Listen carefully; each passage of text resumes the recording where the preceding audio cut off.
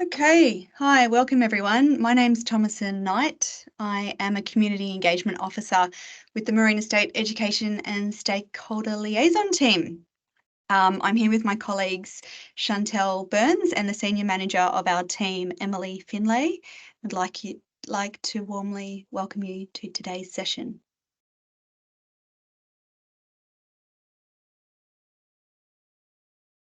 First of all, I'll start by acknowledging the traditional owners and custodians on the lands on which we're all meeting today. For me, that's the Wonnarua people. I'm near Maitland on the Hunter River today.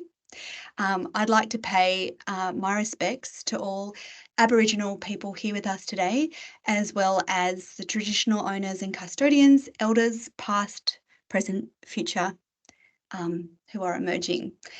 We'd like to acknowledge the thousands and thousands and thousands of years of care that they have all given to country and sea country since time immemorial and continue to give to country.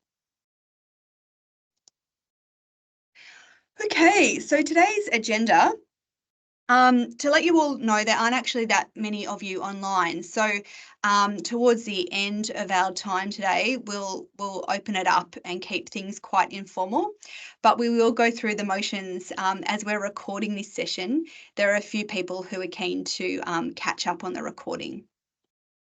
So just before I jump into the agenda, in terms of registrations, we've had about 75% of registrations from local government or local government groups, collections of organisations, and 25% from other ocean and marine related organisations, which is great.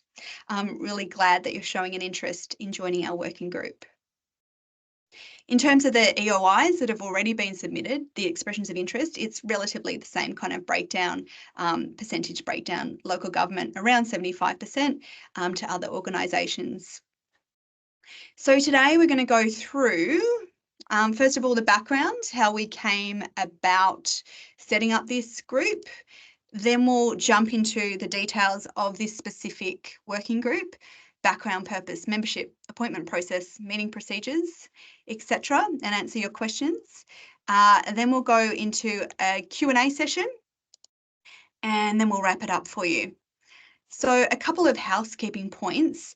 You can submit written questions at any time. There's a little Q&A icon. For me, it's up the top of my screen. It's a little speech bubble with a question mark. And then there's also a chat.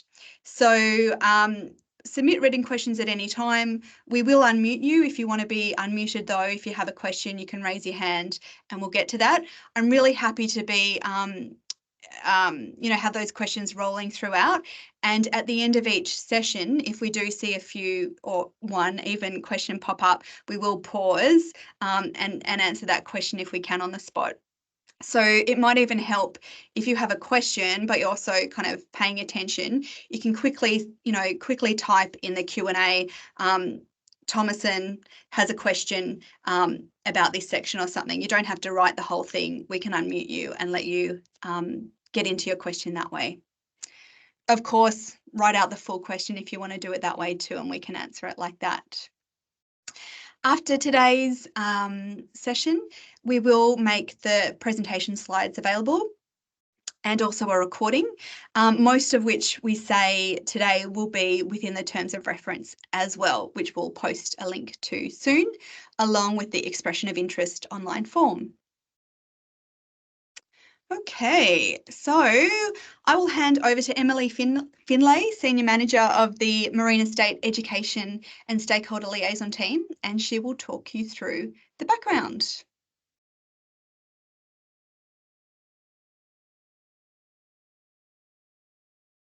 You around, Emily? No? Yes? Thank you, Thomasin. Sorry, my computer just decided to do a random update. Apologies for that. Thank you, everybody, for joining us. And as Thomasin said, my name is Emily Finlay. I'm the manager of the Marine Estate Education Stakeholder Liaison team. So I was going to give you a little bit of an introduction about how we got to where we are today. So hopefully that you who are joining us today are familiar with what the Marine Estate Management Strategy is about. So for those of you who aren't, I'll give you a quick update, give some information about that. So the Marine Estate Management Strategy is actually a 10-year plan to help protect the marine environment and improve its health of the marine estate.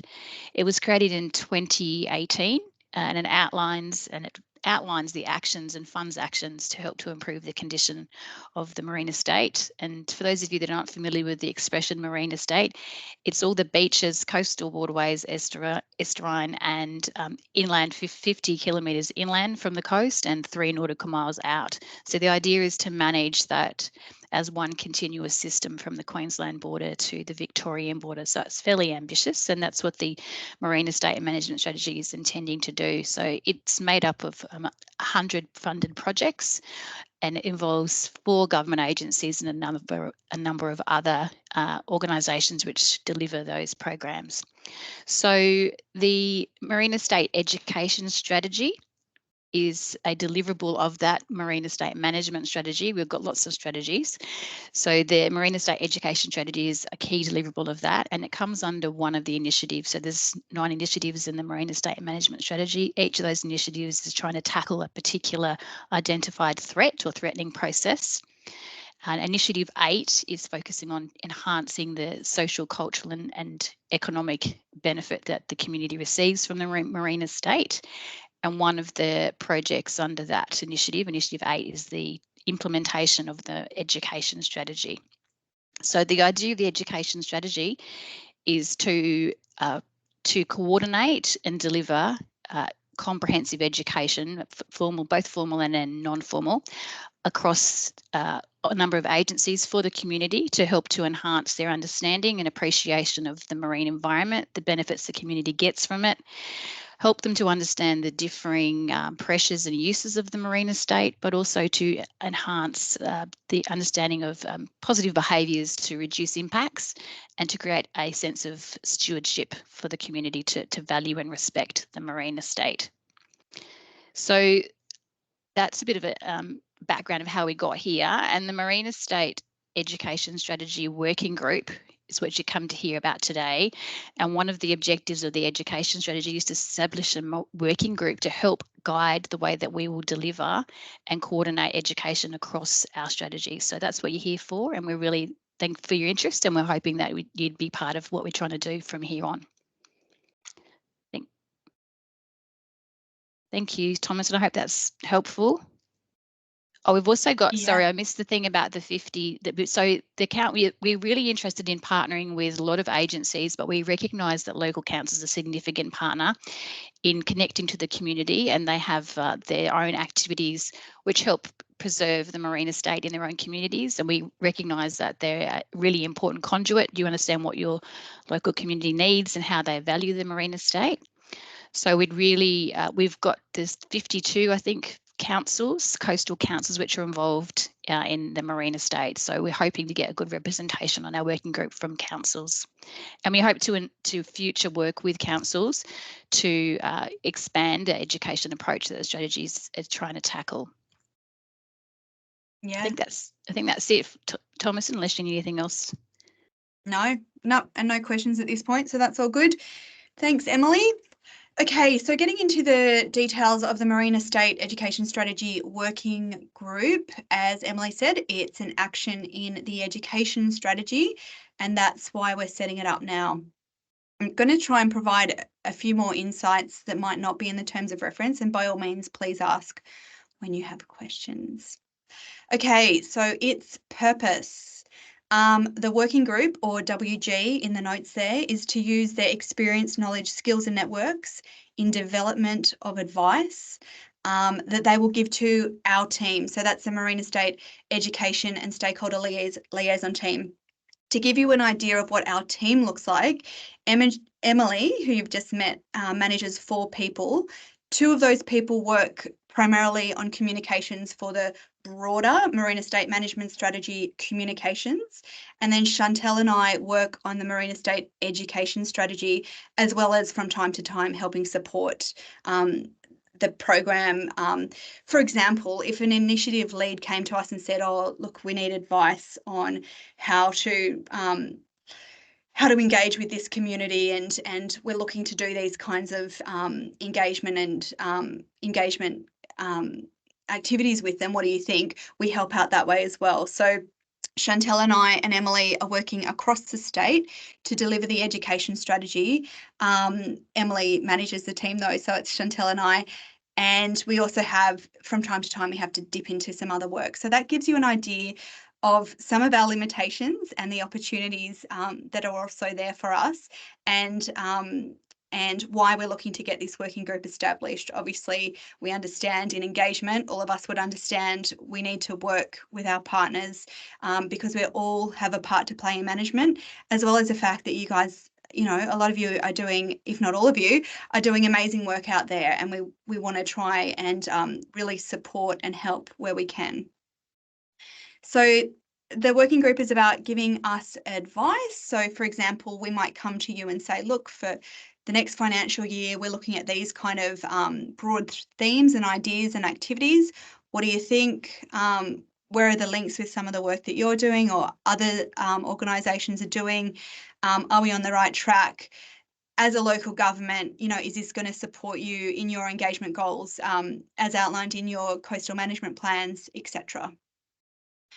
So that is a bit of a purpose kind of overview. The next point there is to support local government with the development and implementation of community engagement and education. So I worked for 9 years at Lake Macquarie City Council as a sustainability engagement officer. And in that role, we had very direct contact with our residents, local businesses, industry, and that's why we're tapping into local government too. It's kind of legislated in the is it called the Marine Act, the Marine Estate Act, but also we know that local government has such strong ties, and that's why they're a key partner for us. As I said, local government has some education and engagement goals outlined in their coastal management plans. In addition, you know, we know that their engagement is much broader than that, and there will be things that relate to the coast and the marine estate, whether you're upstream like me and live somewhere like Maitland, and so you're working with a tidal river and estuaries and more inland systems, or you're right on the coast and you've got beaches and beautiful lakes and things, and you're working in that kind of environment. We want to leverage existing and emerging engagement and education programs. We want to develop new education and engagement programs with you where it makes sense and where it meets our engagement objectives and the goals of the marine estate management strategy. And of course, I've mentioned local governments a lot, but you know, there's a whole lot of amazing other organisations outside of local government that are doing great work, and that's why we want you guys to be a part of this group as well. One more point that I haven't got in the slides there is that we want to avoid duplication where possible. That's an obvious one. Okay, still don't think I've got any questions, so I'll keep rolling. In terms of membership, a few seats at the working table, shall we say, are reserved for New South Wales Government MEMS agencies, and that includes the Department of Primary Industries Fisheries, which is actually where our group, the Education and Stakeholder Liaison team, sit. It also includes the newly named DQ, Department of Climate Change, Energy, the Environment and Water, and more specifically the Environment and Heritage Group under that, as well as the Department of Planning, Housing and Infrastructure, and the Department of Transport. Obviously, there are other agencies that we work with, but those are the primary MEMS, New South Wales Government agencies. Our team will provide a chairperson to this group, an executive officer for admin support, and then each of those government departments will have representatives on the working group where their resources allow. Then we'd like minimum of 4, maximum of 7-ish local government representatives.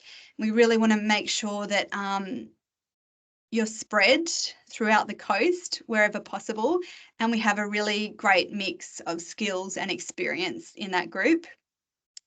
And then we've got a few seats for New South Wales or organisations that work in New South Wales with the sustainability, education and or engagement focus to tap into what's happening there. There's also a couple of seats available for New South Wales Aboriginal people and First Nations people. We do want to include initiative MEMS, Marine Estate Management Strategy Initiative for Sea Country people within this group, so that they have such a rich kind of array of engagement and education programs that if they're sitting at this working group table with us, we'll make sure that we avoid duplication and help each other do work. That's true of all the initiatives. All the initiatives, do have engagement and education goals. And this one's specific to Sea Country, as it's such an important part of managing the marine estate. I think I saw a question before, or was it a chat that popped up? So I'll just have a quick pause, and maybe it was someone new came to the meeting. Yeah, okay. I can't see anything there. Yes, I just admitted somebody new to the meeting, Thomason. Oh, great. Okay. So that's membership. So far we have about 7 or 8 EOIs, so it's looking good. EOIs don't close until the 5th of May, so hopefully we'll get more soon. And I do know that there are people on this call who have not yet submitted an EOI, so I hope this is a good session for you and you take what feedback you need from it or information about the working group. So the appointment process, just like I said, the EOIs will close early May. We then assess them, a couple of members from the engagement, education and stakeholder liaison team within MEMS, as well as the Initiative 8 initiative lead. We will then send formal invitations out to people who we'd really like to be on the group in June. Once those people have accepted and we have a full group, we will also create a register of interest, because inevitably there will be people who express their interest and don't make it to the working group this time around. But, things change and, excuse me, people move on and need to do different things. So a register of interest keeps us with a group of people who we can keep informed, send meeting minutes to, etc., but also who might be available and willing to step in at some point if the dynamics and structure of the group change, which they will. I think there's a 2-year term as outlined in the terms of reference. So at a minimum, we're looking at new membership every couple of years. Then we're hoping to meet either in late June or early July for the first time. In terms of the selection criteria, the expression of interest form walks you through all of that, as well as the terms of reference. I'm happy to go through it now if anyone would like me to, but otherwise the information is there for you. Actually, while I'm on that, I'm going to quickly show you. So hopefully you can see the terms of reference now. I got to that page by going to the Marine Estate Management Strategy, Marine Estate Education Strategy page, scrolling down below the Pelican and into this section here. We are updating our website. Excuse me. It will look better than this at some stage, but for now, this is what we're working with. Click on terms of reference and you'll get to our terms of reference. If you go down, you'll see that, we're looking for people with these qualities.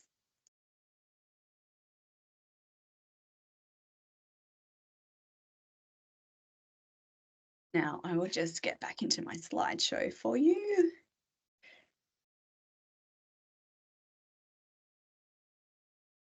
Okay. So in terms of meeting procedures, these are all outlined in the terms of reference as well.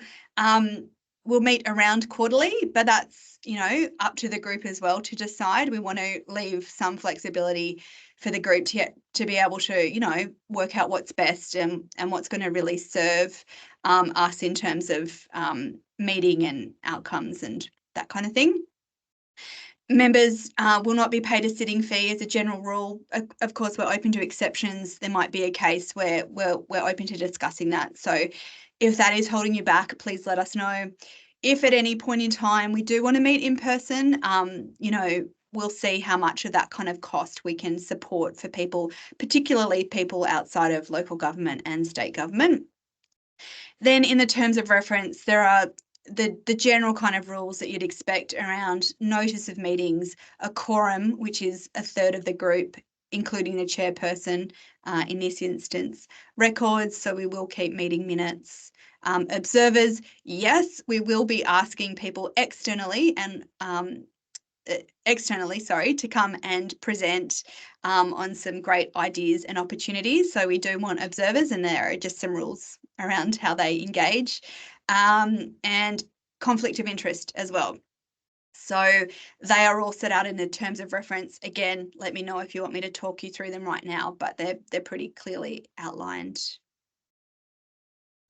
Okay, so we have really rocketed through that, which is good. Hopefully we don't need to take up a lot of your time today if it's not needed. So what I'll do is I'm going to stop sharing my screen. And if you post a question in the Q&A or you raise your hand, I'm happy to answer any questions that you may have.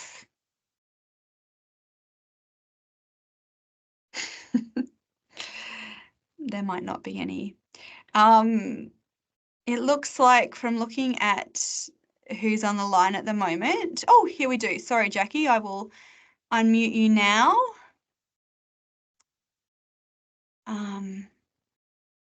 Okay, so Jackie, I've allowed your mic and your camera, so feel free to use one or both. Thanks, Thomas, and hi everybody. Yeah, my question was just around how you might structure the agenda for the meetings. What will drive the agendas? Yep, great question. I'm going to bring it up now. Just get the terms of reference. Excuse me. So in terms of the agendas, just going through. So, okay, so I guess informally, I would probably be the one drafting the agendas. So if I don't get input, I will invite input. And if I don't get input, I might try and run the group through some ideas that I have. However, there is an opportunity for you to put something on the agenda, and that process is outlined in the terms of reference. So I'm just trying to find those exact points. I'll share my screen now for anyone who doesn't have the terms of reference sitting in front of them. But we're just down into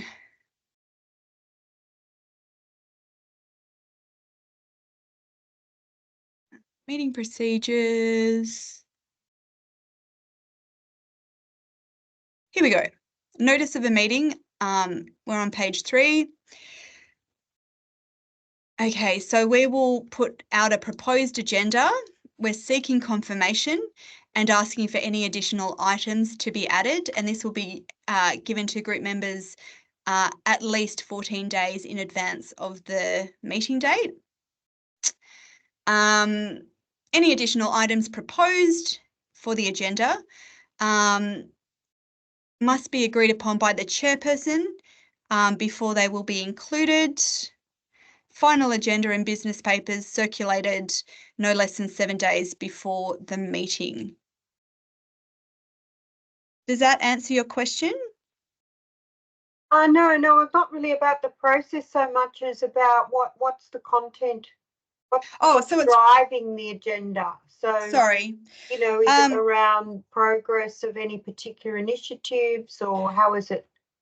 So what's driving the agenda is within the education and stakeholder liaison team, one of the jobs for Chantel and I is to carry out the actions identified in the Marine Estate Education Strategy, which I know your group had a big involvement with. You can find that document on the web as well. So a lot of those in the strategy, there are a lot of guiding principles. We will be using those to then say, okay, what are we going to do working within our limitations, as every organisation has to?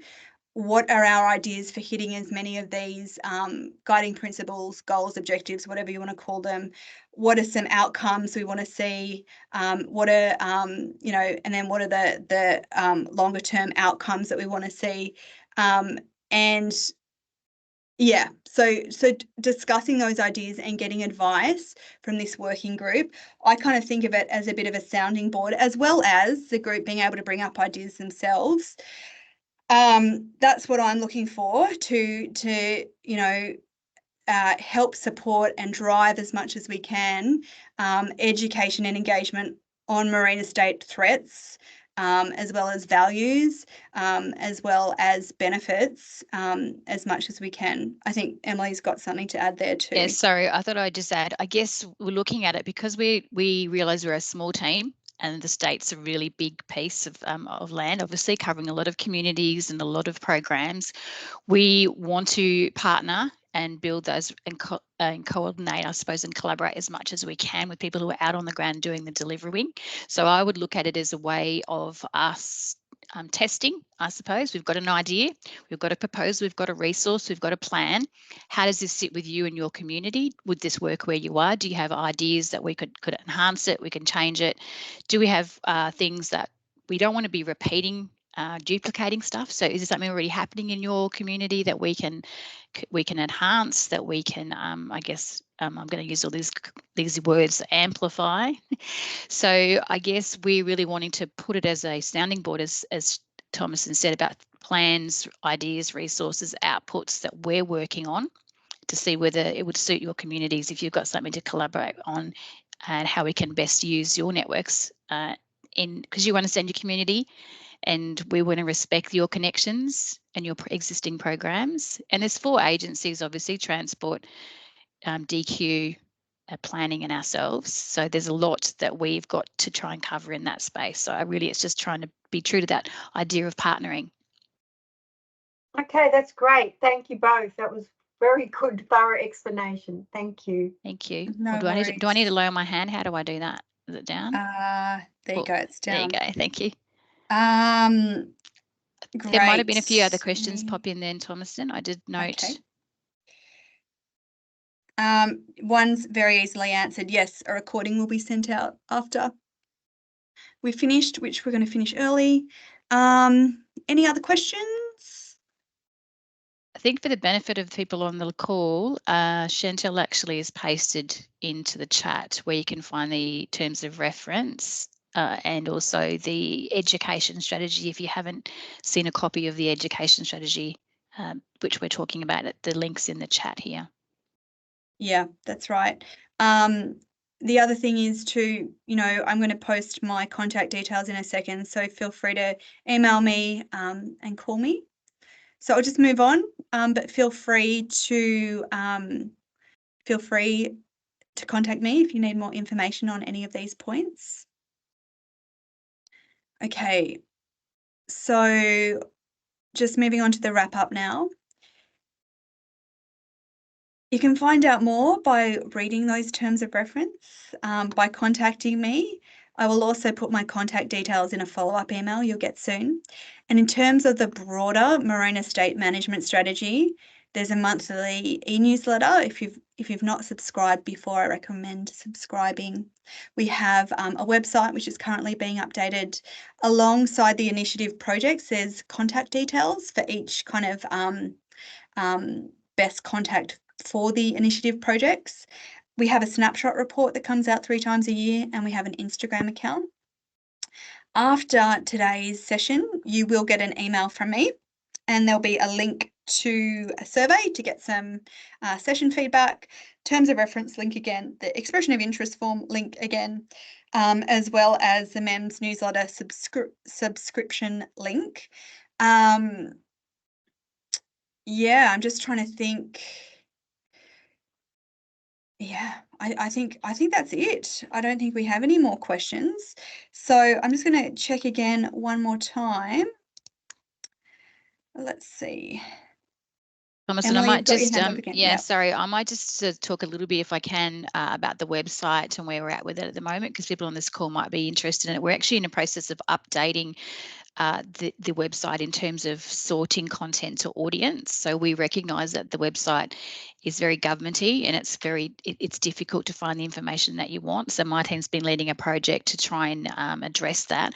So one of the outcomes of that project is to actually create a section which we're calling the Education Hub. So all our formal education resources, our community education resources, and those pieces of material which would fit nicely under the education strategy will be available in one location on our website. So watch this space. It's any minute now. We expect that to happen hopefully by the end of the month, but absolutely by the end of this financial year. So there will be a nice place for people to be able to access this information. So that was one thing I wanted to let you know. And also today, some exciting news out of this team is we have Chantel's been working on a primary schools education resource focusing on the marine estate, and that will be announced/launched today. So check out your local media outlets. If you're interested particularly, we can send you a link to where you can get that primary schools resource. But it's one of the practical deliverables of this program and this team is to create formal education resources as well as community education resources about the marine estate. So that will be one of the first ones that you will see, and that's coming out today. Yeah. All right, great. Still no questions. So send them in if you have any more in the next couple of minutes while I wrap up. But again, I just really like to thank you all for spending the time to learn more about the working group today. And I really hope you do apply. If there's something that's holding you back and you'd prefer to have a chat on the phone or the email, I'm very open to that. So if it's about clarification, whether you think, you know, representing your organisation is appropriate in this working group, or you think you're a little bit outside it, but you still want to be involved, you know, there are things that we can discuss here. As an example, we've had quite a bit of, well, not quite a bit, but enough interest internally from New South Wales government organisations wanting to join this group, and we've said no to them. But we've said, you know, you could start your own. You know, this can just be the beginning of other things that may happen to help the broader cause of good engagement and education within New South Wales and beyond. So I'm really interested in open chats too about whatever you're interested in. If that helps you, you know, either submit an EOI for this working group, or, you know, maybe, you know, help and thrash out some ways of working external to this group as well that might still be kind of still on the same page, working towards the same long-term goals and outcomes. So I'll do one quick last check, but I can't see any more things in the chat or the Q&A. Thank you, Chantel and Emily, for joining us. Thank you to all the people online. Oh, hold on, we've got one thing in the chat. Is that just a thank you? Yep, great. Beauty. All right, thanks, Jackie. That is great. Yeah, I look forward to hearing from you all or seeing your submissions. Yeah, and we'll be in touch. Have a good afternoon, everyone, and we'll speak to you later.